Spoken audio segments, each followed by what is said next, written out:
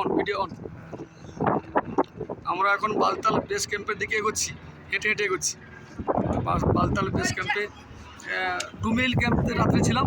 এই 2 মাইল ক্যাম্পে রাত্রি কাটানোর পরে সকালে হেঁটে হেঁটে 1 কিলোমিটার দূরে বালতাল বেস ক্যাম্পের দিকে এগোচ্ছি।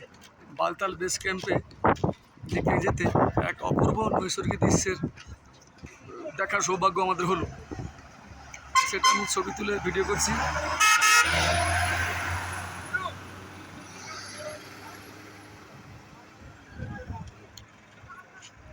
চারদিকে পাহাড় ঘেরা, বেশ উঁচু পাহাড়।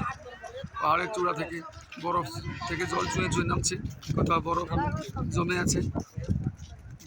অপূর্ব। পাহাড়ের কোল ঘেঁষে বেশ চওড়া একটা নদী চলে গেছে, তার ছবিটা আমি বর্তমান নেই জায়গা মেয়ে ফটো লেগে।